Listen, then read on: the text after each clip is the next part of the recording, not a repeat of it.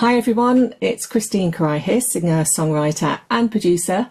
You may have seen and hopefully listened to my recent single releases, Just Passing Through and Better For Me. But today I want to introduce you to the amazing Jake Perrett, who plays drums on my more recent release, Better For Me, as well as some of the other tracks on my forthcoming album.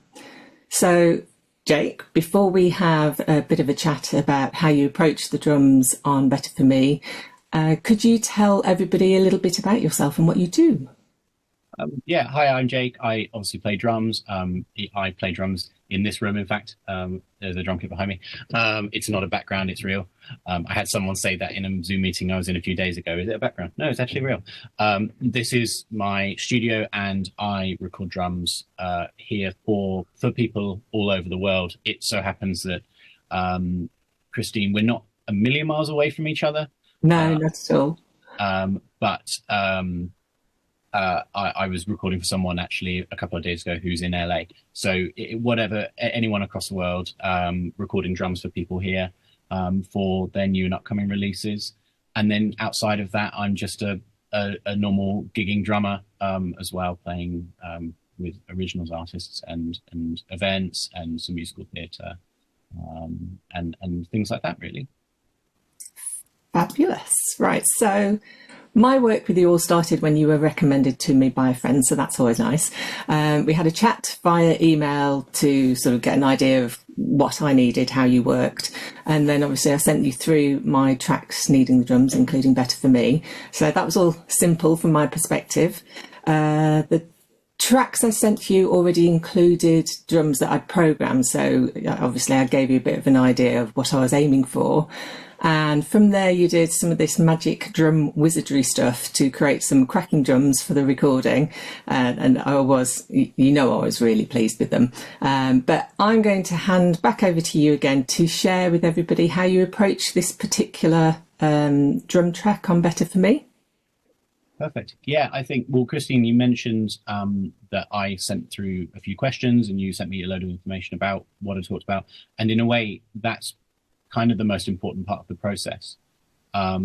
Being sent a song, which before you listen to a song and get to know it, it's basically just a backing track, which if without some kind of musical maturity, you could just sit down and play whatever. And as long as it's in time, it works. But that's not showing, not kind of showing any homage or anything else to the music. It's just playing some random groove and it will fit. So I like to ask a bunch of questions at the start to sort of get into the head of Christine or whoever it is I might be working with.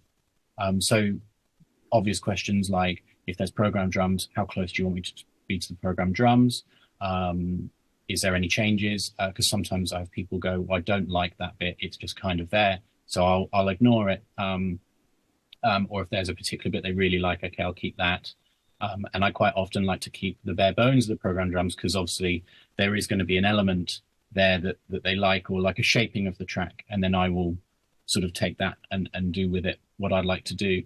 And then, of course, ask about references. So things like influences and artist influences. And then I'll go on to Spotify and have a listen to those references. So the big one I remember for you, Christine, was Kate Bush.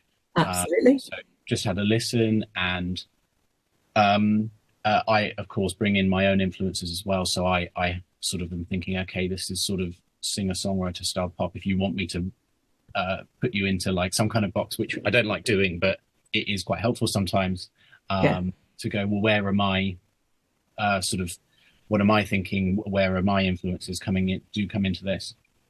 So I think there were a couple of albums I recommended to you back that sort of by an artist called Taylor Mills.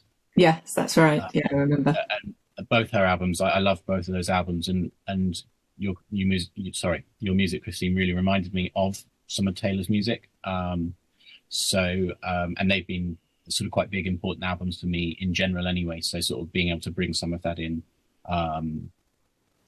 made the process in a way quite easy because I had these influences which fed into it.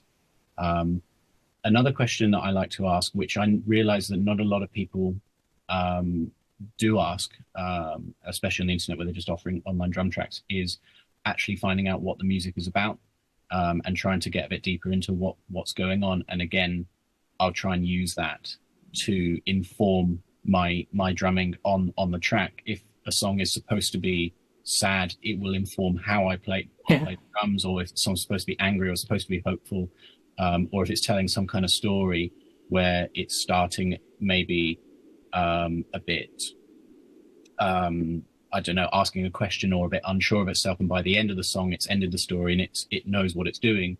The way I'm drumming might change to hopefully be part of that story. Of course, then there are things like I'll generally be changing the drums to the song anyway to give it some kind of evolution. So once I've asked all those questions, I'll then be listening to the influences. I'll maybe tune some of my drums, make them sound a certain way, maybe pick a different snare drum or choose some different cymbals depending on what the music kind of wants. I'll then listen to the song a bunch of times, and I'll write out some kind of chart, which will be sort of different sections and then some sort of example grooves of what I think is going to work. What specifically was better for me, I'm actually, if I'm looking down here, it's because my chart is there. I'm sort of looking down exactly what I wrote down. And for the vast majority of the song, it's based around the same drum beat. And that can get quite boring quite quickly. And also just playing that same drum beat all the way through. So I sort of maybe wrote this is a very cookie cutter approach, but this is kind of how I would start. At least I'd maybe put the busiest version of that groove in the chorus. I want the chorus to be nice and big. And then I will work backwards. So, okay, we want the first verse or the intro to be much sparser. We want it to be different. So maybe using smaller sounding cymbals, maybe like the hi-hats compared to like a big crashy cymbal, and sort of things like that. And then slowly building it up through the song, and then maybe verse 2 being a bit bigger than verse 1, and things like that. And then that's kind of how I build up the drum part. I don't know if I have anything else to add on that really, other than obviously record it, send it to Christine, and then she'll critique it and let me know. And then there was one sort of small section of the song which we did change. I sort of heard it one way, but actually, and I'm not just saying this, I listened back to it in the last couple of weeks, and I think what we ended up with was better than what I initially heard. No, you're just being nice now. No, that's brilliant. I mean, it's quite interesting for me because obviously I left you to do your normal processes, and I suppose from my point of view, I am a bit of a control freak, so I apologise for that. I don't know if that came through or not, and at all. I suppose everybody's the same when they've got their own songs that they've written, and these were the first ones that I produced as well. It was like, I don't know if I want to change that, but it was a learning process for me because I knew I had to go away and keep listening to what you'd done, and actually thought, actually on those bits, yes, that does sound better. But I think my favourite bit on this particular song on Better For Me that you did and that I'd wanted, but I'm so rubbish at programming drums myself, was the big build up to the last chorus, rather than just a dum dum dum, hey, here's the chorus, and you did a cracking job with the bridge and then going into the chorus as well. I think that bit is my favourite part as well. And I think because that's the snippet that I put together that I will put out today on Instagram has that part, and I noticed that the snippet that you've been putting out is also that part. Okay. That's probably a good sign that we both like it then. Hopefully everybody else will like that bit as well. I mean, it's a bit drum geeky, but what I tried to do in that part is because there's a very defined rhythmic vocal part going into that last chorus, which I didn't double it perfectly, but I sort of doubled it in the drums to really kind of emphasize that, which it can sound a bit contrived if you do that too much, or if you do it too obviously, but sort of having a hint of that gives it, like, it's not just playing a drum fill or not just playing something. It gives it some kind of purpose. It's part of the music, and then it sort of follows the vocals a bit, and then I go into like a big drum fill to sort of accelerate it into the chorus, which is, on a drum geeky side of things, if nothing else, is my favorite part of the song, because it just fits really nicely with what's going on in the music. Yeah. Oh, good. I'm glad we both like that bit. I think that's my husband's favourite bit as well, actually, because he was always saying to me when I was trying to program the drums, "Oh, you need something to really build up there." It's like, yes, I know, but I can't do it yet.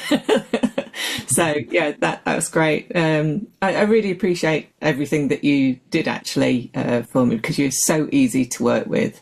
So I will be, hopefully, when I do my next album, coming back to you going, "Jake, do drums for this one as well, please." That'd be. I'd really like that. I mean, playing along to your music was a lot of fun.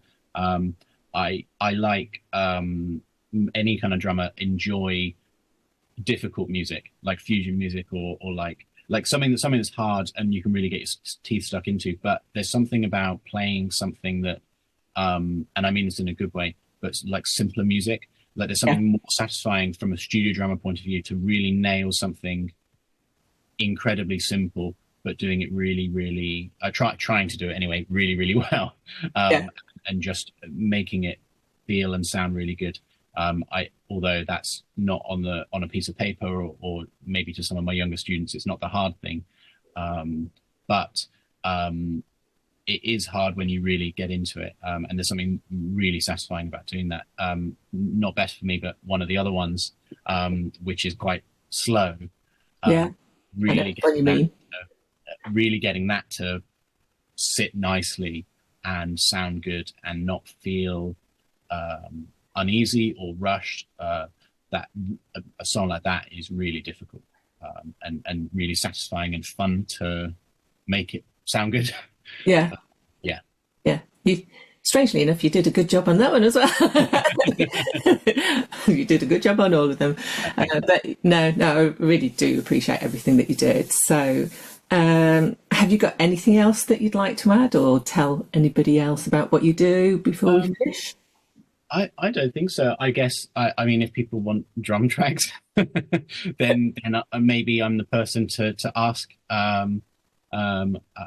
Christine thinks I did a good job. I think I do a good job. I'm not a very good salesperson. So. That's right. I'll sell for you. You did an amazing job, and you're just so easy to work with. So yeah, and that counts for a lot as well.